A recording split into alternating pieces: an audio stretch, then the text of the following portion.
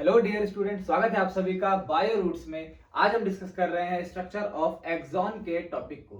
With this hope that you all are doing well in your study. और शुरू करते हैं अपना आज का ये वीडियो लेक्चर। देखो, एक एक्सॉन की अगर हम बात करें तो हमने यहाँ पे कुछ एक स्ट्रक्चर पहले से ड्रॉ कर रखा है, जिसके अंदर मैं कुछ लेवलिंग कर सकता हूँ। जैसे कि ये जो मेम्ब्रेन यहाँ पे ड्रॉ की गई है, ये मेम्ब्रेन है एक्सोलेमा। एक्सोलेमा क्या होता है? किसी एक्सॉन की मेम्ब्रेन। अगर रफली मैं आपको बताना चाहूं तो किसी एक्सॉन में ये जो हमारा नर्व सेल होता है, इस नर्व में ये जो हिस्सा है इसको क्या कहते हैं? एक्सॉन। और इसके इस अपर पार्ट को कहते हैं सेल बॉडी, है ना। ये है सेल बॉडी, ये है एक्सॉन टर्मिनल, और ये जो सेंटर वाला पार्ट है ये क्या है? एक्सॉन। इस एक्सॉन की इस बाहर वाली लेयर को क्या कहा गया? एक्सोलेमा। और एक्सॉन के एक छोटे से हिस्से को, मान लेते हैं इतने से हिस्से को, यहाँ पे ऐसे जूम करके ड्रॉ किया हुआ है, ठीक है। और इतने से हिस्से में क्या क्या चीजें लगी हुई हैं ये देखते हैं, ताकि हम आने वाले लेक्चर्स में एक्शन पोटेंशियल के जनरेशन और इसके कंडक्शन को समझ सकें। विदाउट वेस्टिंग टाइम, सबसे पहले हम यहाँ पे आते हैं एक्सोलेमा के ऊपर। एक ऐसा स्ट्रक्चर लगा है जो है हमारा सोडियम पोटेशियम पंप। ये है सोडियम पोटेशियम पंप। देखो, किसी भी हमारे मेम्ब्रेन में, सेल के मेम्ब्रेन पे दो तरह की चीजें हैं, पंप और चैनल। जो पंप होते हैं वो डिफ्यूजन, यानी कि किसी भी चीज को, जैसे यहाँ पे सोडियम और पोटेशियम की बात हुई है, वो सेलेक्टिवली होते हैं, वो किसी एक पर्टिकुलर चीज के लिए हैं। तो पंप किसी एक पर्टिकुलर मटेरियल को इस मेम्ब्रेन के या तो अंदर पुश कर सकते हैं या तो बाहर पुश कर सकते हैं, but they always need energy. तो सोडियम पोटेशियम पंप, अगर नाम में पंप आ जाए, इसका मतलब ये क्या यूज करेगा? एटीपी यूज करेगा। इसीलिए इसको सोडियम पोटेशियम एटीपीएज भी कहा जाता है। नाउ एनर्जी यूज करके क्या करेगा ये पंप, इसके बारे में अगर हम बात करें तो यहाँ पे बहुत सिंपल सा कॉन्सेप्ट ये है कि ये जो हमारा पूरा का पूरा पंप है वो हमारे इस बाहर वाले फ्लूइड से, देखो एक्सॉन के बाहर जो फ्लूइड है ना, इस फ्लूइड को कहेंगे हम एक्स्ट्रा सेलुलर फ्लूइड। इस फ्लूइड का नाम होगा एक्स्ट्रा सेल्यूलर फ्लूइड, ठीक है। और एक्सॉन के अंदर जो फ्लूइड है उसको कहेंगे एक्सोप्लाज्म। ये कहलाएगा हमारा एक्सोप्लाज्म।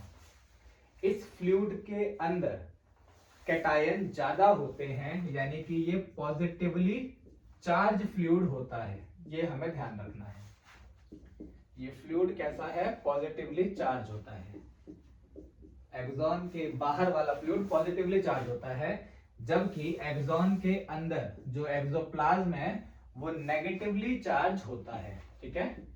ऐसा नहीं है यहाँ आपके नेगेटिव आयन इसलिए ज्यादा है क्योंकि यहाँ पे एनायन ज्यादा है, बल्कि ये नेगेटिव चार्ज है क्योंकि यहाँ पर आप कह सकते हो लो अमाउंट ऑफ कैटायन, जो कि हो सकते हैं कैल्शियम, पोटेशियम, सोडियम, ईटीसी, इस तरह के बहुत कम है। और high amount of anionic protein, ऐसे प्रोटीन जिनका चार्ज नेगेटिव होता है वो ज्यादा होते हैं। दैट इज व्हाई ये अंदर से एक्सोप्लाज्म जो है वो किस तरह का है? नेगेटिवली चार्ज होता है।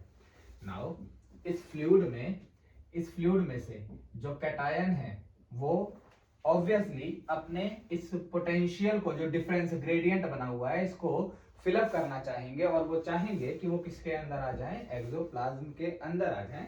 नाउ इसी चीज को कैसे मेंटेन करा जाएगा ये समझा देता हूं मैं आपको।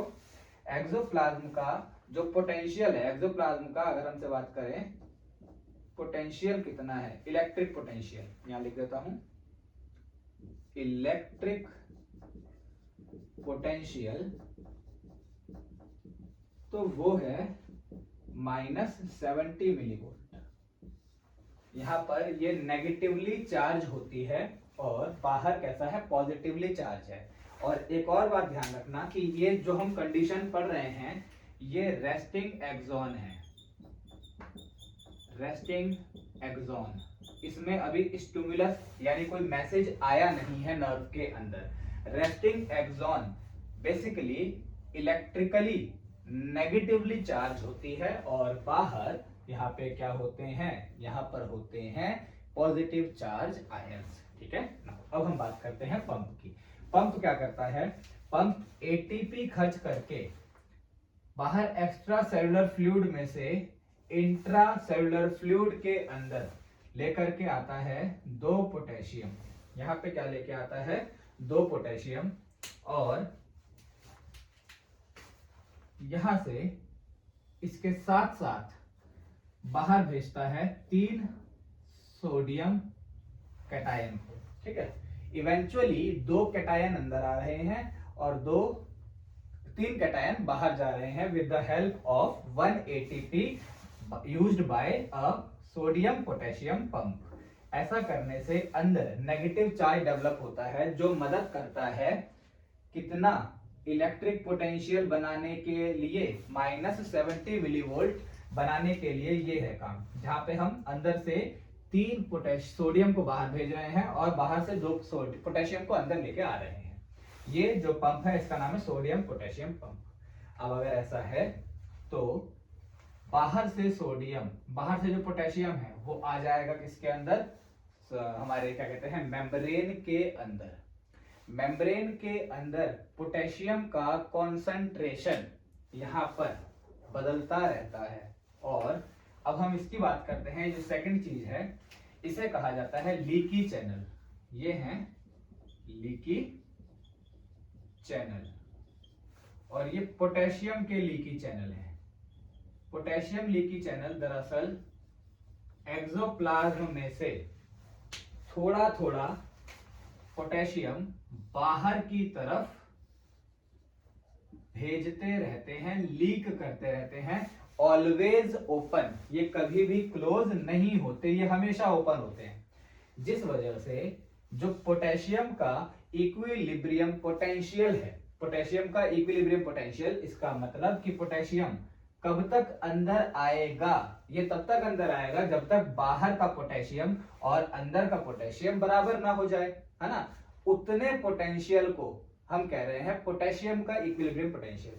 तो यहां पर बात कर रहा हूं मैं इन एक्सोप्लाज्म, यहां पर पोटेशियम का इक्विलिब्रियम पोटेंशियल ये जो है ये अराउंड -90 मिली वोल्ट है।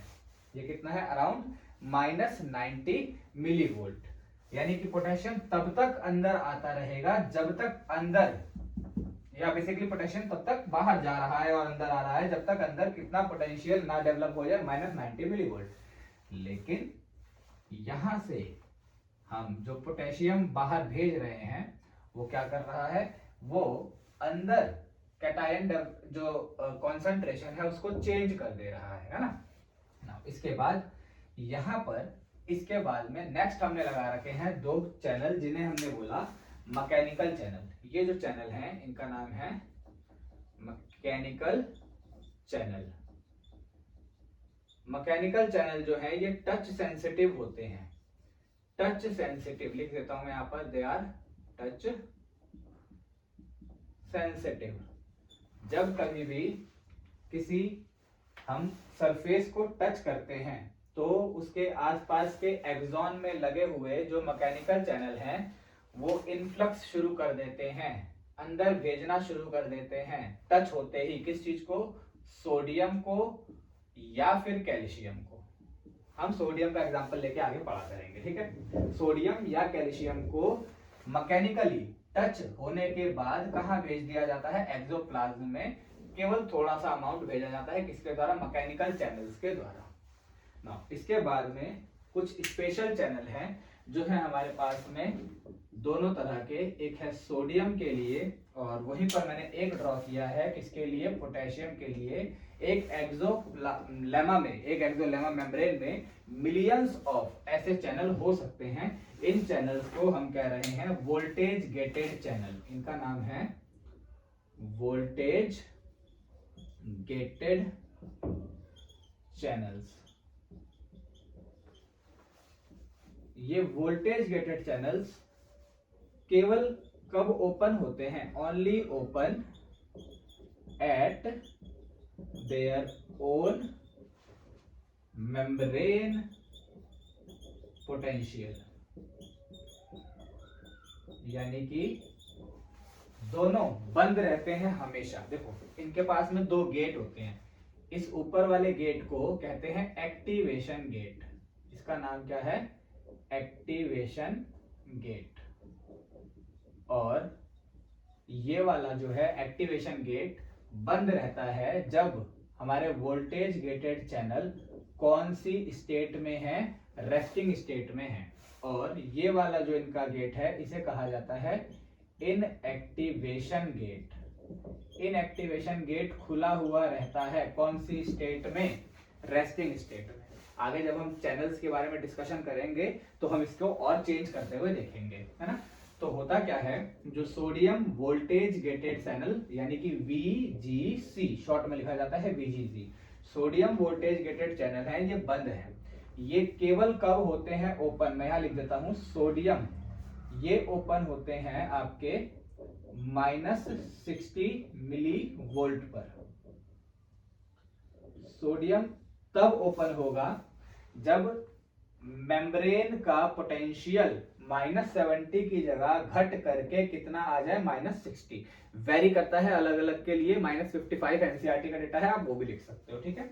अगर ये इतना हो जाए तो ये वाला जो चैनल है वो ओपन हो जाएगा और इसके ओपन होने से सोडियम का जो है इनफ्लक्स शुरू होगा, ठीक है। ये जो है सोडियम को किस तरफ मूव करवाना चाहता है, अंदर की तरफ, लेकिन अभी नहीं करा सकता, केवल अपने ओपन होने की कंडीशन में करा सकता है, जो कब होगा, -60 मिलीवोल्ट पे। ऐसे ही पोटेशियम जो यहाँ पर है पोटेशियम पंप, वो पोटेशियम को बाहर भेजने के लिए है, ये पोटेशियम को बाहर भेजना चाहता है, लेकिन सीधी सी बात अभी नहीं, क्योंकि वोल्टेज गेटेड चैनल है तो एक कंडीशन पे भेजेगा, यानी इसका वोल्टेज जब मिलेगा तब।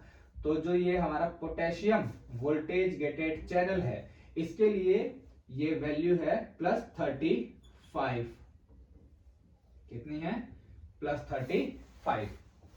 अगर अंदर एक्सोप्लाज्म, यहाँ का जो फ्लूइड है वो इलेक्ट्रिकली बहुत ही ज्यादा पॉजिटिवली चार्ज हो जाए, जो कि अभी कैसा चार्ज है, -70, यानी कि इलेक्ट्रोनेगेटिव चार्ज है। अगर वो इलेक्ट्रो पॉजिटिव चार्ज हो जाए, जो कि हो सकता है जब एक्शन पोटेंशियल डेवलप होता है तब, तो उस समय अपना पोटेंशियल जो चैनल है, अपना पोटेशियम वोल्टेज गेटेड जो चैनल है वो ओपन हो जाएगा, ठीक है। वन मोर लास्ट थिंग, कि हमारा एक्स्ट्रा सेलुलर फ्लूइड ये बहुत रिच होता है सोडियम में, यहाँ पर सोडियम बहुत हाई होता है, ये हम याद रख सकते हैं, हाई सोडियम कॉन्सेंट्रेशन, ये कहां पर होता है, एक्स्ट्रा सेलुलर फ्लूइड में। और पोटेशियम का कॉन्सेंट्रेशन यहाँ एक्सोप्लाज्म में अंदर ज्यादा होता है, हाई पोटेशियम कॉन्सेंट्रेशन। तो ये आप एक बार अच्छे से स्टडी करके देख लो, लेक्चर को 1 या 2 बार रिवाइज करके देखो, आपको ये चीजें पूरी अच्छे से समझ में आ जाएंगी। इसे नेक्स्ट लेक्चर में हम एक्शन पोटेंशियल के जनरेशन को with the help of these 4 kind of channel and pump discuss करने वाले हैं, और आगे उसका ट्रांसमिशन भी देखेंगे। तो मैं मिलता हूं आपसे नेक्स्ट वीडियो में, अंटिल स्टे ट्यून्ड, जय हिंद।